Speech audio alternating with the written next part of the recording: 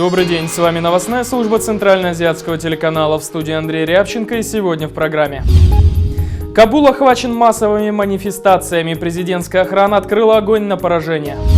В Москве мигрант-таджик бросился с эстакады аэропорта, спасаясь от полицейских. Его поспешили назвать ваххабитом и исламистом. В Узбекистане директор крупнейшего химического завода уже месяц без суда держится в подвалах службы национальной безопасности. Порочный круг нищеты. В Алмате двое сестер-близнецов покончили жизни самоубийством из-за бедности. В Узбекистане после 21-летнего заключения освобожден оппозиционный политик Мурат Джураев. Кто вынудил Ислама Каримова отпустить ненавистного соперника? Последние данные из Санкт-Петербурга о смерти таджикского младенца Умарали Назарова. Городской суд рассмотрел жалобу матери ребенка, в которой она попросила отменить ее выдворение в связи с обстоятельствами дела. Суд остался непреклонным. В течение 15 суток Зарина Юнусова обязана покинуть пределы России. Издание «Фонтанка» отметило, что 4 защитника Юнусовой приводили многие доводы, но суд решения так и не изменил.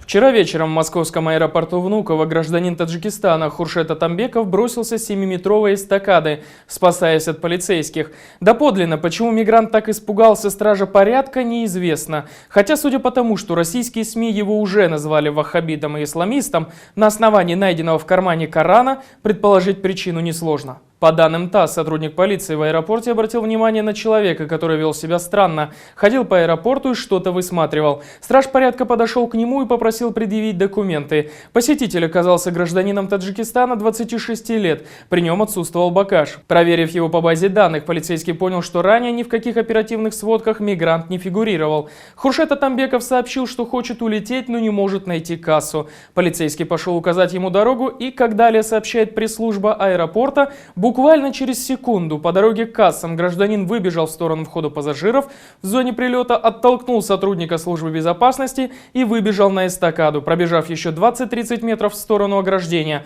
Он посмотрел вниз и перепрыгнул через ограждение. По данным медиков, от полученных травм, несовместимых с жизнью, мужчина скончался. Столица Афганистана, Кабул, охвачена массовыми манифестациями. Люди вышли на улицы, чтобы потребовать наказания для убитых ИГИЛом 7 заложников, которых террористы обезглавили.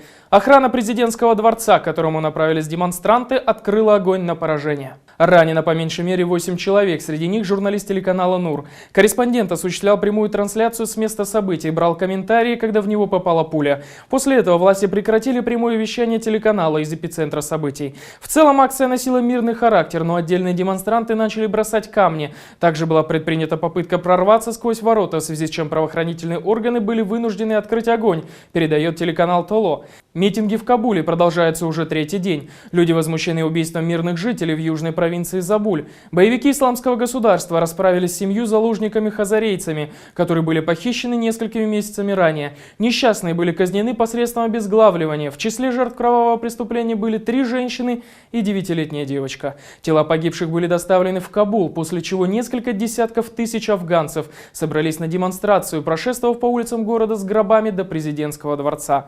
Демонстранты также потребовали отставки президента Афганистана Ашрафа Гани и главы исполнительной власти Абдуллы Абдуллы, возлагая на первых лиц государства ответственность за недостаточный уровень безопасности в стране.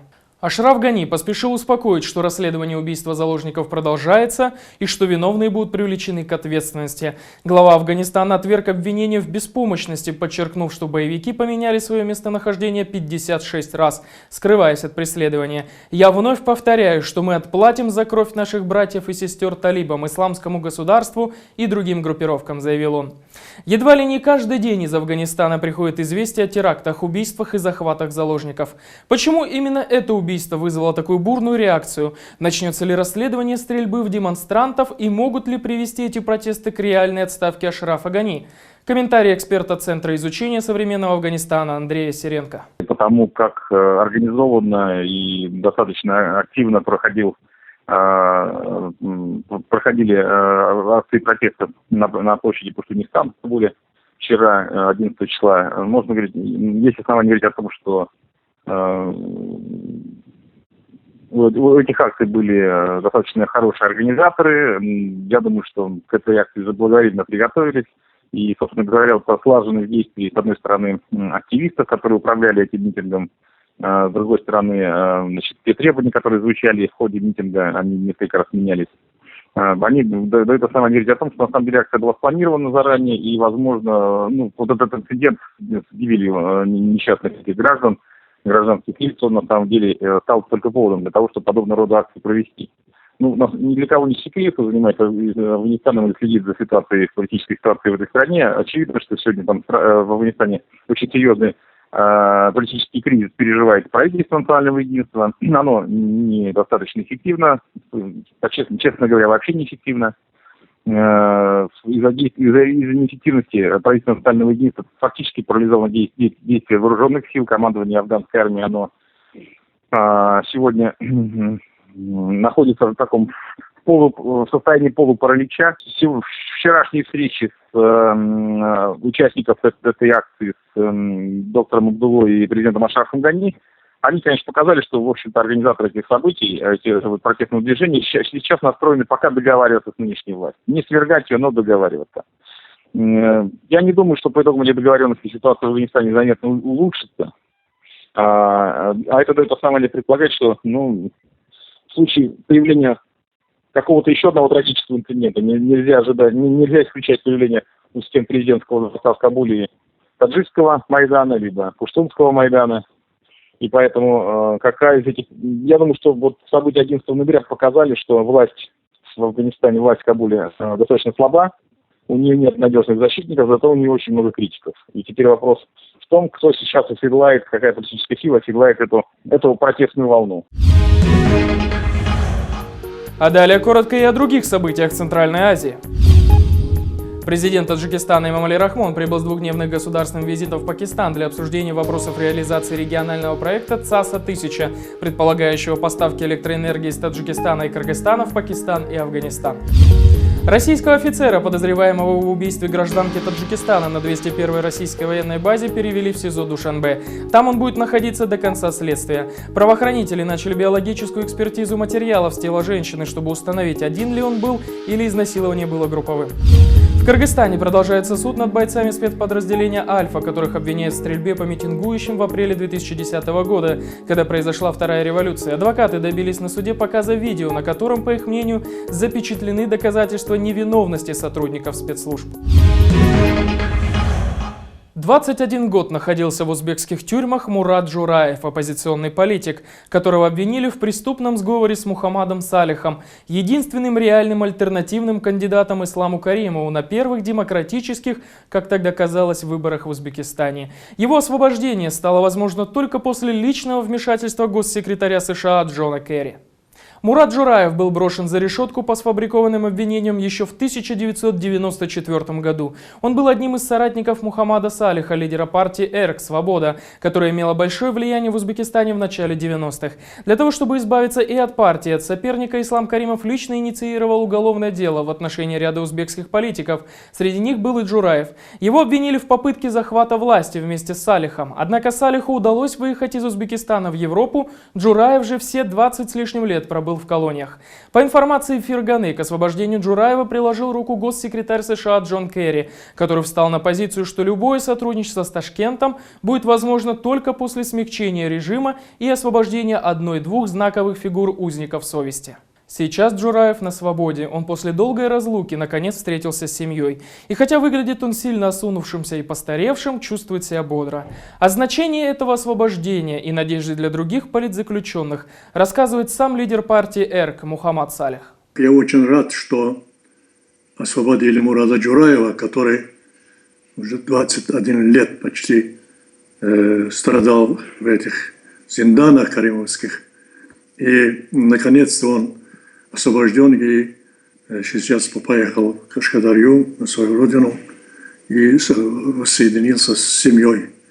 Я поздравляю его и дай Бог, чтобы его страдания была стерта с радостью встречи со своей семьей.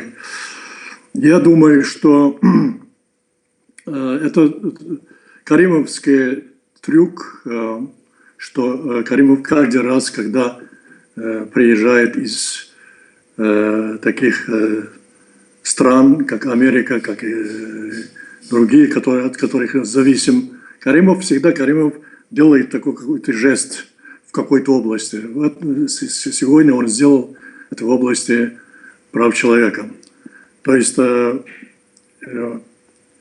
конечно, мы надеемся, что это будет тенденция в режиме, хотя я в это не очень верю, но я боюсь, что это только временный жест, который сделан Джону Керри, госсекретарю США, и таким образом он удовлетворил и Керри, и свою общественность, свою узбекскую общественность, что, мол, он, видите, он делает шаги в сторону нормализации внутренней политики в области прав человека.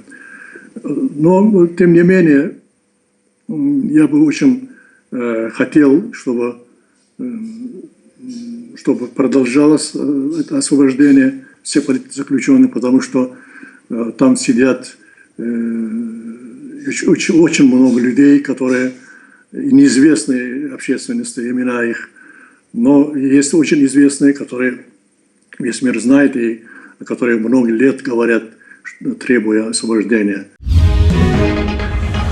И в продолжении темы. Одно из крупнейших предприятий Узбекистана, НАВАИ Азот, находится на грани банкротства. Заработные платы его 10 тысячам сотрудникам не выплачиваются с июля месяца. Служба национальной безопасности арестовала директора крупнейшего химзавода Сабирхона Джамолова еще месяц назад, но известно об этом стало только сейчас. Толчком к началу проверки деятельности завода стали взрывы на производстве, произошедшие в июле. По данным Азадлик, сначала арестовали 3 сотрудников завода, в том числе заместителя гендиректора. Его удерживали в изоляторе СНБ некоторое время, но не смогли ничего доказать. Тогда чекисты пришли за гендиректором. Без особой шумихи его задержали и содержат до сих пор в СИЗО СНБ. Уже почти месяц, при этом обвинений касательно взрыва ему так и не предъявили. Силовики оказались недовольными плачевным состоянием финансов завода, который во многом зависит от экспорта и курса валют. Сразу после ареста Джамолову ему был назначен штраф за нанесение ущерба предприятию в размере 500 миллионов сумов или около 86 тысяч долларов США по курсу черного рынка. Однако после того, как его родственники уплатили сумму, бывшему руководителю завода был назначен дополнительный штраф еще 1,5 миллиарда сумов или около 300 тысяч долларов. Источники сообщают, что таким образом власти хотят повесить всю вину на директора, хотя он никак не отвечает за госполитику в области экспорта и курса валют. Если принять во внимание, что разница между официальным и черным реальным курсом валют расходится почти в 2 раза, становится понятным, почему у завода не хватает средств выплатить зарплату сотрудникам едва ли не за полгода. В Алмате в понедельник 2 50-летние сестры-близнецы, взявшись за руки, сбросились с крыши торгового центра. Именно так Галина и Мирослава Коваленко решительно разорвали порочный круг нищеты своей жизни. Позднее следствие установило по записям камер видеонаблюдения, что сестры ночью подошли к винтовой лестнице торгового центра. Они простояли там 25 минут и уже потом поднялись на самый верх, и обе одновременно спрыгнули. Перед этим женщины сняли с себя верхнюю одежду. По словам соседей, женщины сделали это от отчаяния и нищеты. Сестры работали на базаре, поднялся курс валют и продукцию перестали брать. Одна из близнецов только что перенесла сложную операцию на желудке. Как сообщают местные СМИ, Галина и Мирослава повторили судьбу своей матери, которая 20 лет назад после полученной травмы не смогла работать больше и, чтобы не быть обузой семье, повесилась. С вами была новостная служба Центральноазиатского телеканала. Мы говорим то, что иные предпочитают умалчивать. До свидания.